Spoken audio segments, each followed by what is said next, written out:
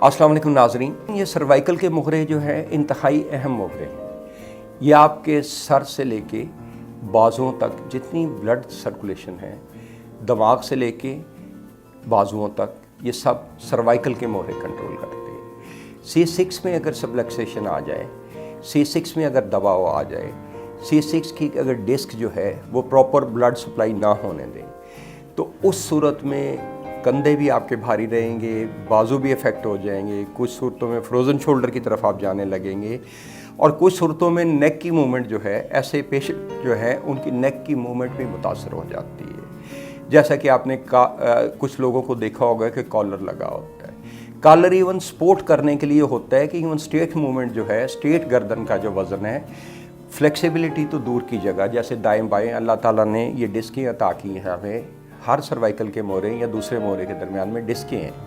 ये फ्लेक्सिबिलिटी के लिए अल्लाह ताला ने अता की हैं कि आप मूवमेंट कर सकें। जब गर्दन इस छठे मोहरे से मुतासर होती है, डिस्क चाहे छठे सातवें की हो या पाँचवें छठे की, जब 6th वर्टेब्रा C6 से इन्वॉल्व होगा तो उस सूरत में गर्दन की मूवमेंट, फ्लेक्सिबिलिटी, बाजुओं में ब्लड सप्लाई, हाथों में, और इवन कुछ लोगों के हाथ सुन्न रहने लगते हैं। जब हाथ सुन्न रहने लगेंगे तो क्यों सुन्न हुए वो? एक्चुअली उनको ब्लड सप्लाई जो खुराक है वो पूरी नहीं जा रही, और ये सब चीज़ों को फंक्शन करने के लिए ब्लड सप्लाई इंतहाई ज़रूरी है। जब तक ब्लड सप्लाई पूरी नहीं जाएगी उस वक्त तक कोई चीज़ फंक्शन नहीं करेगी। अब ये C6 जो है, अगर ये ब्लड सप्लाई नहीं देगा तो गर्दन की मूवमेंट ना सिर्फ मुतासर होगी, फ्लेक्सिबिलिटी जाती रहेगी, कंधे भारी रहेंगे, बाजुओं में दर्द आएगा, बाजू सनसनाहट का शिकार हो जाएंगे, और कुछ सूरतों में आहिस्ता आहिस्ता जब ये मुतासर होगा तो हाथ ऐसे मूवमेंट भी नहीं कर सकेंगे। मेरे पास अक्सर पेशेंट ऐसे भी आते हैं जिनके बाजू बिल्कुल ही नहीं मूव कर सकते। मैं यहाँ पे इवन एक मरीज़ का रेफरेंस बगैर नाम लिए देना चाहूँगा कि मेरे पास एक पेशेंट आते थे, उनको प्रॉब्लम था शटिका का। जब वो ठीक हो गए तो एक दिन वो अपनी मिसेस को ले आए और उनका मैंने देखा कि बाजू, वो उनकी एक्चुअली गर्दन में दर्द थी, वो उसके लिए लेके आए, लेकिन जब मैंने चेक किया तो उनका बाजू एक छोटा रह गया हुआ था। मैंने उनको पूछा कि ये क्या आपसे है, दोनों बाजू बराबर नहीं है या पुरानी बात है, पैदाइशी है? उन्होंने कहा जी मेरे ख्याल में पैदाइशी है। लेकिन अगले दिन वो चेक करके आई, उन्होंने कहा मैंने अपनी वालदा से चेक किया है कि जब मैं 5-6 साल की थी तो उस सूरत में मैं गिरी थी, जिसके बाद इसकी मूवमेंट या इसकी ग्रोथ जो है मुतासर होगी। एक्चुअली C6 से ब्लड सप्लाई जब कम होती है तो उसमें खुराक, विटामिन्स, मिनरल्स नहीं जाएंगे, तो उस सूरत में इवन आपके बाजुओं की ग्रोथ जो है मुतासर हो जाती है। आप अपनी गर्दन की मूवमेंट अगर उसमें रिस्ट्रिक्ट करें, ये 90 डिग्री तक जानी चाहिए दोनों तरफ, और अगर ये ना जाए तो ये कहाँ से मसला है? C6 से। अगर आपके पूरे बाजू काम ना करें, सुन रहें या सुनसनाहट उनमें आए या कोहनी के नीचे दर्द आए या किसी जगह प्रॉब्लम कंधों पे आए, कंधे पेन करें, किसी जगह दर्द तकलीफ़ आप महसूस करें बाजुओं में, तो उस सूरत में मसला कहाँ से आया? C6 से, छठे मोहरे से। जैसा कि आप चार्ट पे देख रहे हैं कि नर्व्स जो हैं पूरे बाजुओं को C6 से जाती है, और इसके लिए शोल्डर ब्लेड भी इवन मूवमेंट करता है और वो भी, उसको भी ब्लड सप्लाई C6 से जाती है। जब C6 से ब्लड सप्लाई मुतासर होगी तो उस सूरत में आपकी गर्दन, कंधे, बाजुओं में फ़र्क आना शुरू हो जाएगा, फ्लेक्सिबिलिटी में भी, मूवमेंट में भी और ताकत में भी, क्योंकि ताकत तो न्यूट्रिशन के रास्ते जानी है, और न्यूट्रिशन तब तक जा नहीं पाएगी जब तक ब्लड वहाँ पूरा नहीं जाता। जब ब्लड ही पूरा नहीं जा पाएगा तो ना उसकी ग्रोथ होगी और ना उसमें मूवमेंट रहेगी, ना ताकत की ग्रिप रहेगी। ये सारी चीज़ें मुतासर हो जाएंगी जब C6 से ब्लड सप्लाई नहीं जाएगी। आइए हम प्रैक्टिकली आपको दिखाते हैं कि ये C6 की मूवमेंट कैसे बहाल की जा सकती है, यहाँ पे स्ट्रेस जो आई है वो कैसे ठीक की जा सकती है और कैसे उसको बेहतर किया जा सकता है।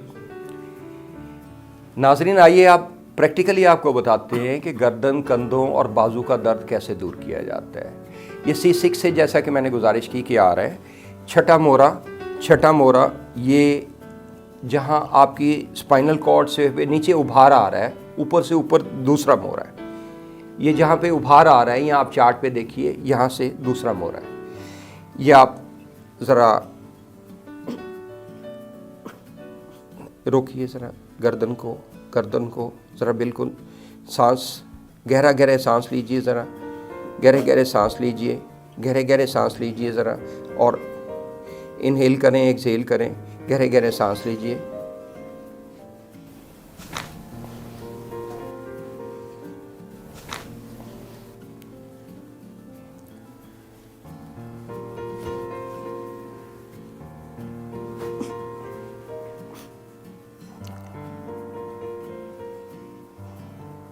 उल्टा हो जाइए ज़रा।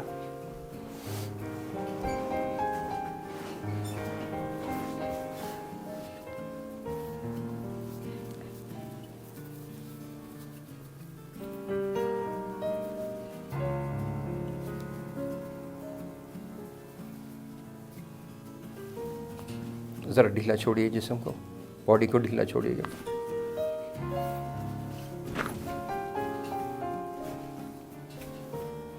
ये शोल्डर ब्लेड को भी एडजस्ट करना ज़रूरी है, क्योंकि शोल्डर ब्लेड से बॉडी की मूवमेंट स्टिफ होती है। जैसा कि आप देख रहे हैं कि बाजू पूरा 180 डिग्री पे आप मूव करेंगे तो 60 डिग्री कम से कम शोल्डर ब्लेड भी मूव करेगा। और फ्रोज़न शोल्डर में इसके नीचे से नर्व अफेक्ट हो जाती है जो स्क्वीज़ कर जाती है, और जब उसकी वजह से बाजू की मूवमेंट अफेक्ट होगी तो ये भी ब्लड सप्लाई एक्चुअली C6 से नहीं आ रही होगी, जिसकी वजह से वो नर्व स्क्वीज़ कर गई। ढीला छोड़िए जिस्म को, सर ऐसे कर लें, मुंह ऐसे कर लीजिएगा।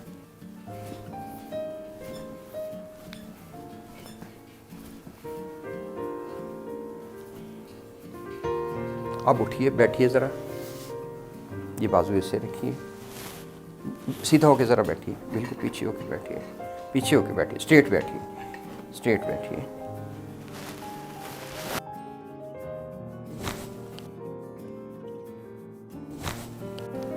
अब दोनों हाथ ऐसे रखिए। शोल्डर ब्लेड की मूवमेंट खोलने के लिए नाज़रीन इनको हल्का सा पुल देना पड़ेगा।